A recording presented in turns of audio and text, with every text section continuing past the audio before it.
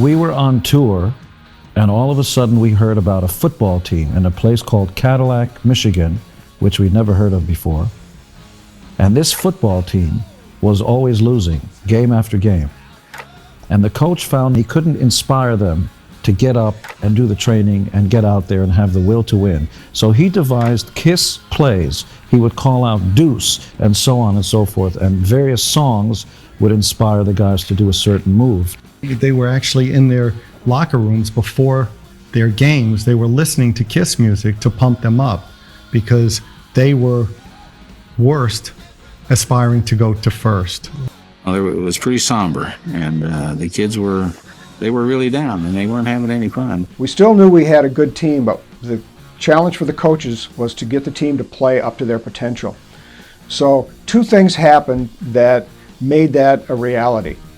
First thing that happened was a coaching move. Coach Dave Brines had his son Dave Jr. at quarterback, and Dave Jr. was a really fast kid. So what Coach Brines did was move him back to tailback. Now the rest of us, we coaches, thought that this was just crazy. Dave was not a very big kid, and we were kind of concerned that maybe Dave didn't have the stamina and physical ability to become a tailback. Well, as it turned out, Dave Brines Jr. in 7 games in 1973 that he played tailback was so elusive that he gained almost 1,000 yards. At the same time, a little used quarterback named Mike Red Johnson, who was the backup, was installed at quarterback. And Red Johnson was a little shaky in practice, and all the coaches really didn't know if he could handle the starting position. But he came through. He became almost like Joe Montana. He was calm and cool and collected and did a great job at quarterback. And that team won its last 7 games. Now, the other thing that happened after that second loss was the coaches decided that we needed to do something to loosen up this team, to get them to play and have a lot of fun, rather than trying to duplicate the success of the 1973 team. So I had been involved in rock and roll since I was a little kid, and I suggested that perhaps we could play some rock and roll in the locker room, and that would loosen people up. And so while KISS was becoming popular in places like New York City and Detroit, that still hadn't filtered up to Cadillac really. They had put out 4 albums.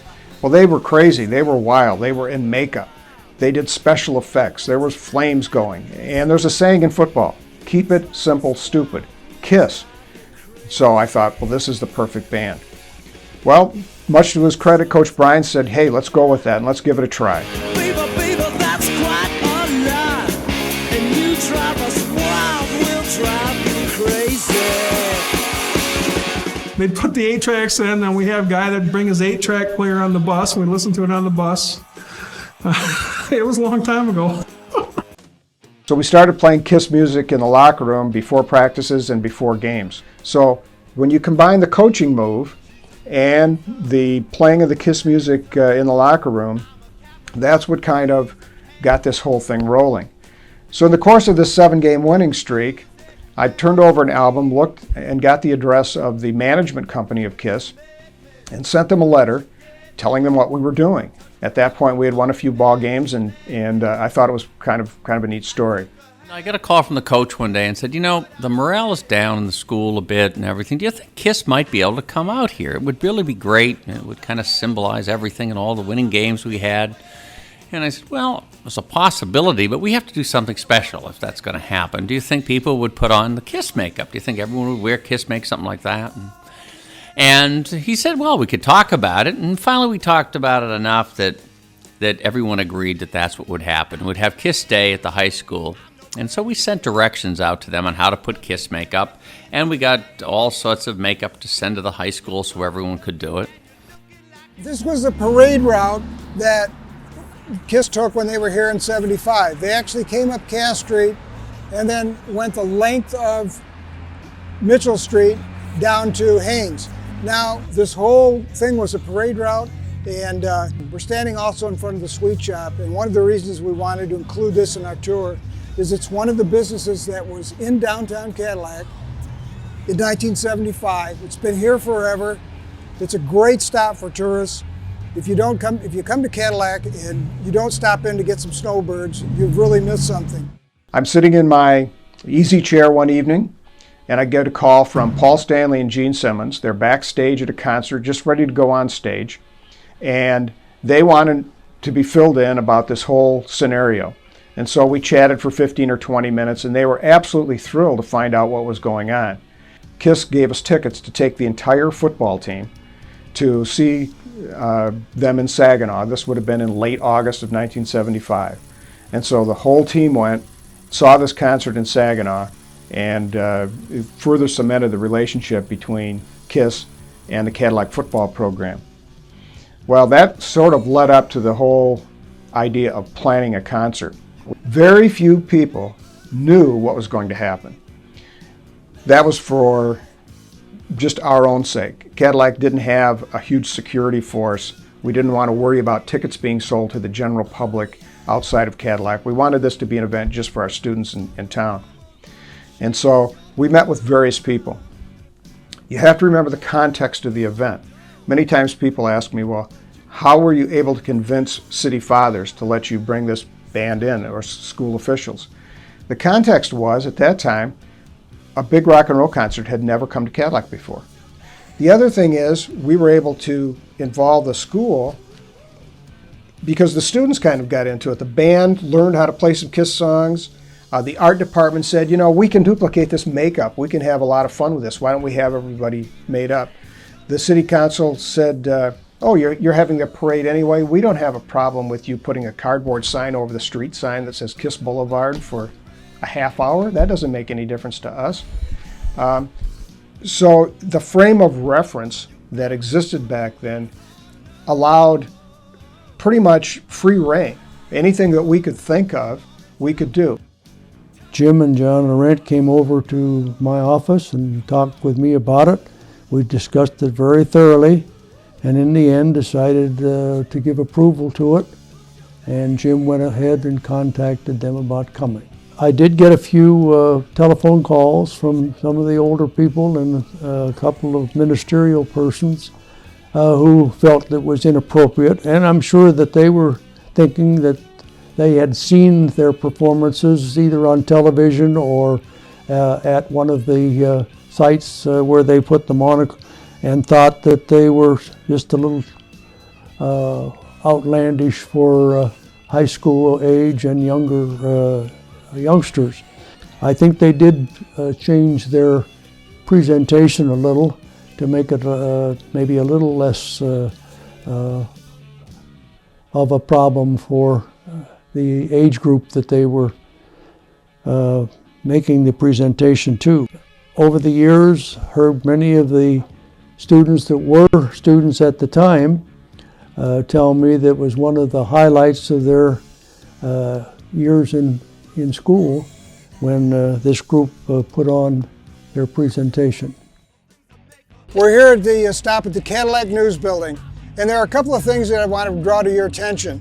The first one is KISS came to downtown Cadillac and interacted with policemen and firefighters, and in this particular photo, they're interacting with what we used to call a meter maid.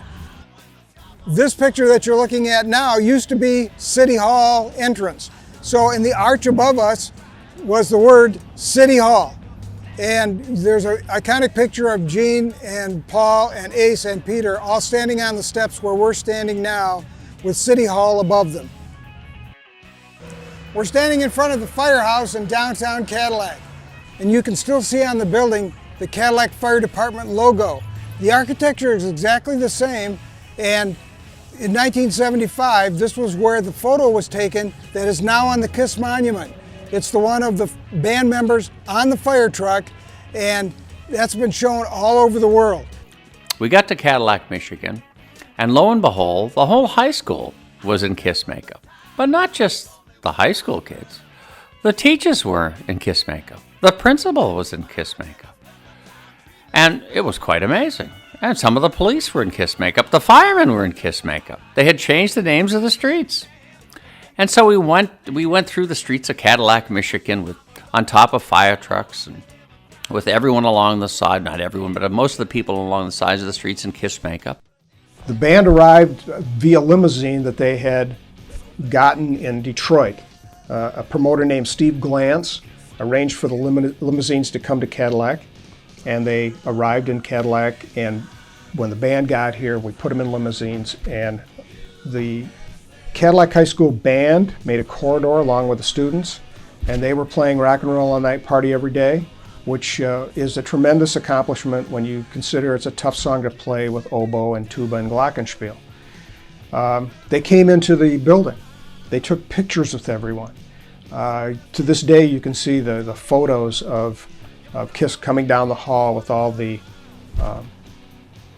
accoutrements on, and everybody in KISS makeup, and the football players in their football outfits. They did everything to make everyone feel very comfortable. They were total gentlemen the whole time. It was a great experience. There's the yearbook, and I've displayed the inside cover, which is some of the only color photos taken. There's a letter from Bill Aucoin, who was KISS's manager. That's the original letter he sent me after getting my letter. Yeah, we exchanged letters. There was no email. And then a plaque that KISS gave me. It says I'm an honorary member of KISS. This was a hall. There was a plaque, and it looked a lot like that one, except it was bigger, and it was dedicated to Cadillac High School. And shortly after we hung the plaque on the wall, it was stolen. It has never been recovered. In 2011, the class of '76 said, you know, we'd like to have a plaque that commemorates the event, and they presented this beautiful plaque arrangement. This is the original hall. When KISS came in, they led the people down the hall. So what we did was we got an Eagle Scout, and we had the bonfire, and Gene stood on top of a car, and we gave him a signal, and as he blew the flames out of his mouth, the Eagle Scout touched the gasoline on the bonfire, and it all went up, and everyone thought Gene started the fire. For a group like that to come to Cadillac was just unheard of. And my parents didn't seem to have any problem with it, although Mr. Smith said he got a lot of flack from parents allowing them to come to our school. I'm sure there was negative feelings out there. I mean, this is a rock band, crazy long-haired, you know, guys and in makeup, and this pretty conservative town to have something like that come. And they probably wondered what they would do, you know. Are they going to burn down a motel, or what are they going to do, you know? So I'm sure there was some reservations there. KISS rolled into town on that Wednesday night, Thursday morning, and 7 semis worth of equipment rolled into the Cadillac High School parking lot. When the kids got there on Thursday morning and saw these 7 semis, they had no clue as to why in the world all these trucks were in the parking lot.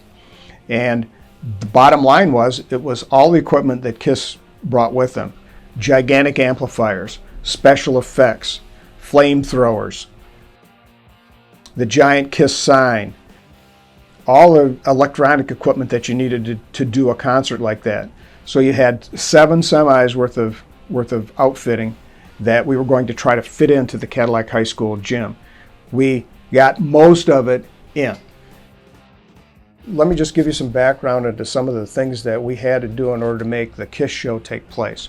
First of all, you just don't plug KISS into a wall socket. We needed power.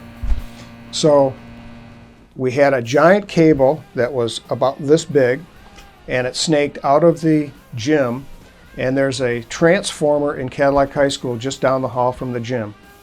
One of the road people from KISS had a pair of rubber boots on, and he gave me a pair of rubber gloves. And he had like 2 battery cable post connectors, and he said, okay, here's what we're going to do for power.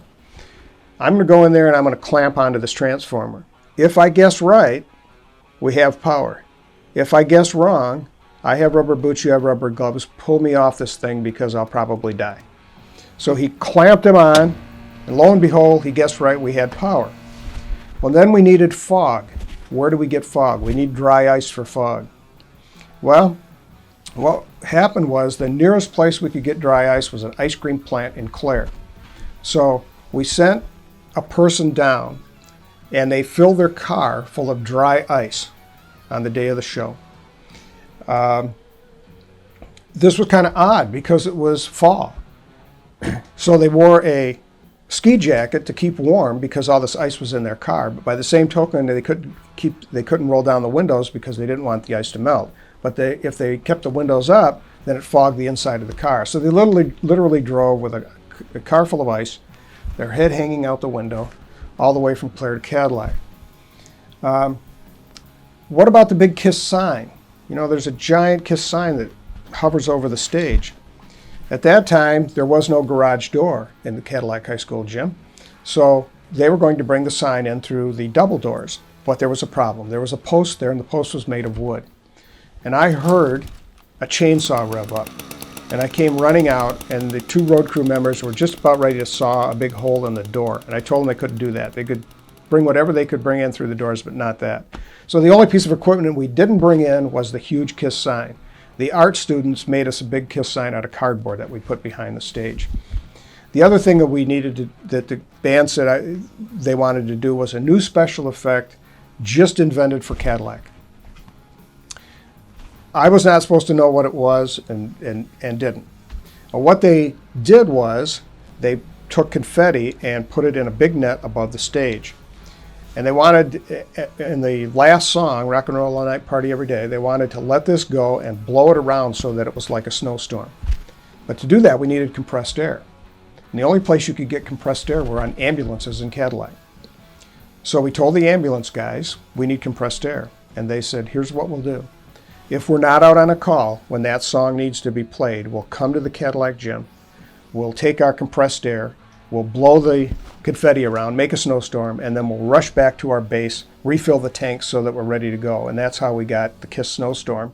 That's a signature closing on all their concerts to this day. They do it at every concert, and it was invented specifically for Cadillac, Michigan. So they appeared at the Civic Breakfast. Later that morning, because the homecoming game was going to be Friday night, they went and we used to do a homecoming parade at 10:30 in the morning. So on Friday morning, they appeared in the parade, and that's where you see them in the video that you've seen of the floats going down Mitchell Street and KISS on those floats throwing candy to the crowd and everything, and the crowd following the float. That all happened about 10:30, 11 o'clock that morning. There was a luncheon at which time the people that they brought with them to do their makeup and everything did the job on us. Well, it was a new experience for a man of my age to get all of that put on your face. And as my wife said, you certainly picked a loud enough jacket to fit right in with your face when you had this picture taken. The mayor and his wife were right there in the front. And John Laurent, who was principal at the high school, and right behind me, I think, was Dave Brines, who was the football coach at the time. Jim Neff, I think, is over here on the left side of, as you're looking at the picture. Meeting these young men, I find no fault with their attitude, their behavior, the manner in which they presented themselves to us at the luncheon and so forth. Well spoken. So all in all, I thought it was a great program. Is it Bizarro World? It's kind of like that. You know, you suddenly see the mayor and all these politicians in KISS makeup, and I'm thinking, is he going to get reelected like that? They were so appropriate. They never, I never saw anything that was inappropriate out of those guys. I mean, you know, him and his long tongue and some of the gestures he would make was never, I don't think, directed at anybody. It's just who he was and his getup. It was very, very difficult to bring that school together and mesh them together. Well, what happened with the KISS event was homecoming brought the entire school together. Everyone went to all the homecoming events, and of course the whole school participated in the concert. High school principal John Laurent, his famous quote is said that he tried for years to get the Cadillac student body somehow to come together, to mesh together. And through all his efforts, that split sessions was really tough. But in KISS, in one day, accomplished what the principal and a lot of the teachers had been trying to do for years, and that get the whole student body together. Every segment, athletes, non-athletes, didn't matter. Everyone came together for one big event, and that was the KISS concert.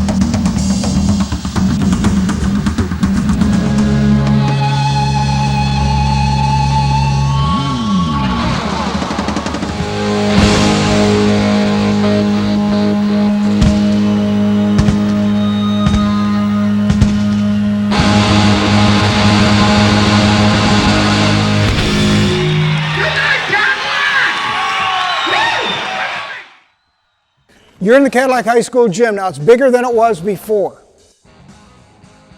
So we had a stage already built in to the side of the gym.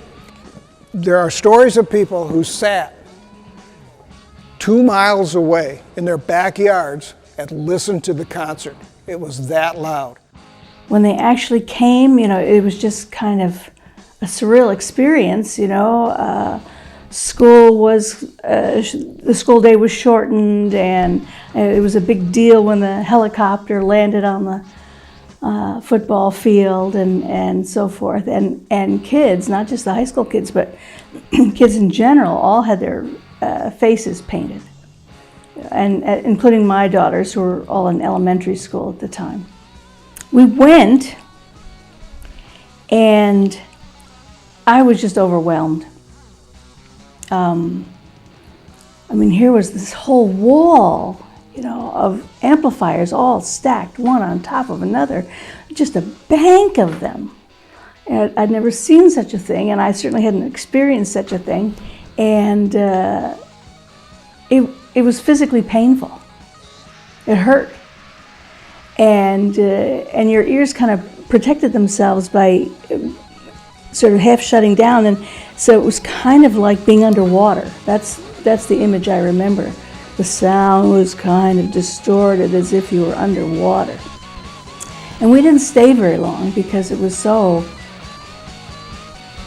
it pressed on you physically. The amplification. So we came home, and from here, which is over a mile from the gym, we could hear it.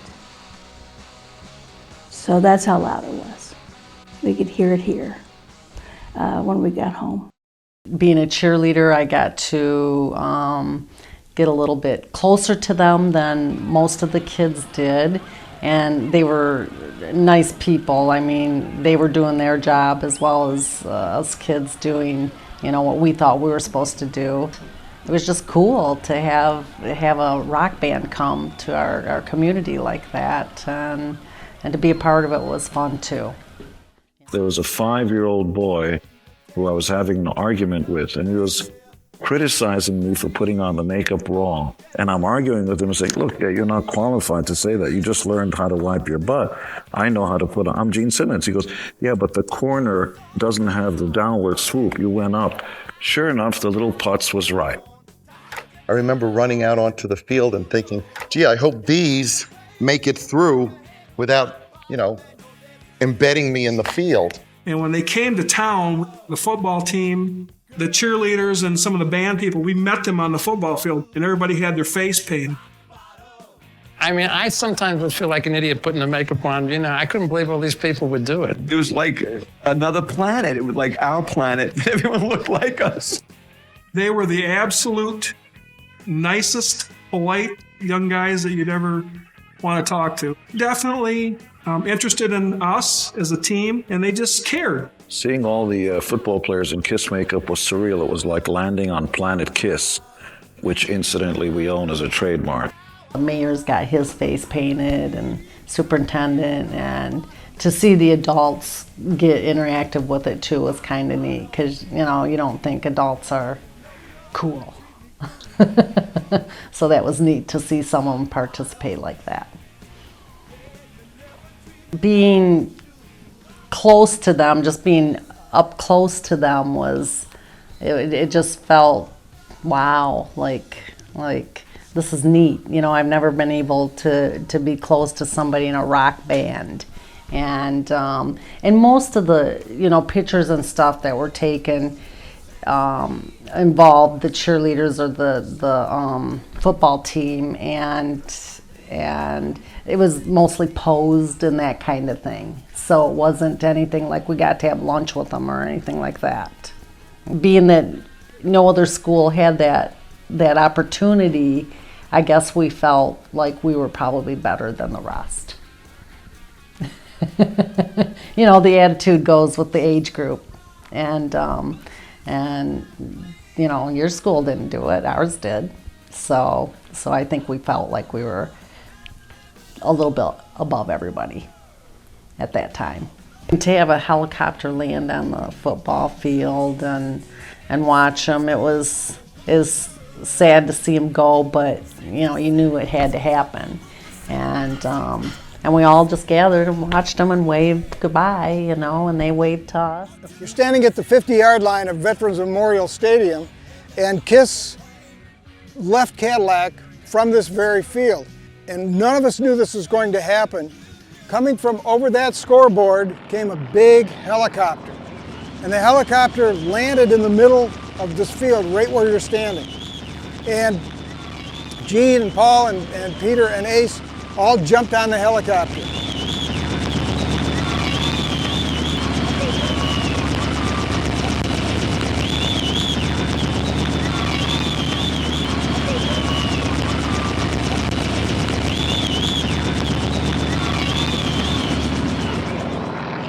Everybody's just scrambling to get the flyers. It was kind of a treasure. I got one. I still have my flyer after 35 years. I thought he was going to give me a hug, and instead he picked me up and he said, "I could take you home with me." And just then my dad, who was in his cop uniform, stepped around the side and said, "Over my dead body." We're standing here at the KISS Monument. This is the only monument to KISS in the entire world. It stands over 8 feet tall. It's 5,000 pounds, midnight black granite, and the laser etchings of the photos and the football scores are absolutely amazing. Very few places on earth that have this midnight black granite, and it was quarried in India and brought across the ocean. Took 4 months to get here.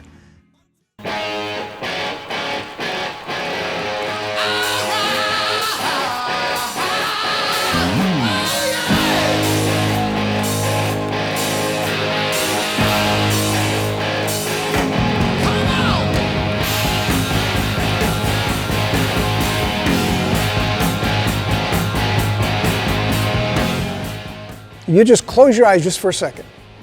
You can feel it. It's rock and roll. This is one of those iconic places where you can feel rock and roll. We were given the key to the city, and I said, "I hope now you don't change the lock." And it was really a bizarre experience, but only once again pointing out that we had gone from band to phenomenon. We were influencing people's lives. We were helping people to be better.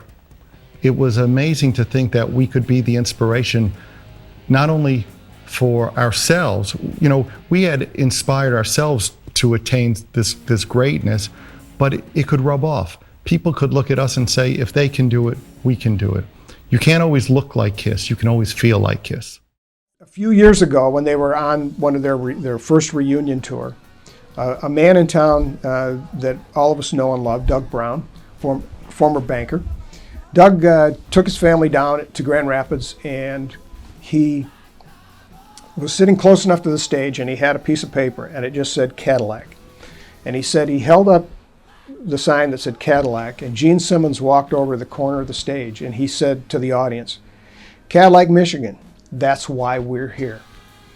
And that's an acknowledgement that, the millions of dollars that they got in free publicity from the Cadillac visit, the fact that the story has gone on for 35 years, all that plays into the fact that there's a special place in their hearts for not only Michigan, but for Northern Michigan and for Cadillac, Michigan, because they realize that without us and without that core of fans, they would not have achieved the success that they have today. They've sold 90 million albums worldwide. That's a lot of albums. And I think they feel that the genesis of that was Detroit and Michigan. To this day, I still look back at that and go, that's something, that most people will never, ever get to experience on either side, either the ones who were there or a band. 34, 35 years later, they hold us in high esteem, Cadillac. This is a lifetime memory and a source of pride for us.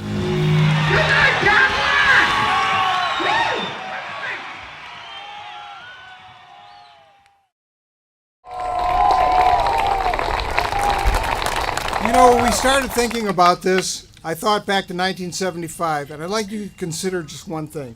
The power of the word yes. Back in 1975, not only our community and our school, but several individuals said, yes, let's bring KISS to Cadillac. And that happened, and it created one of the greatest stories in the history of rock and roll. Now you go to 2015, and once again, community has come together, and they've harnessed the power of that word yes, and they said, yes, we can get this done.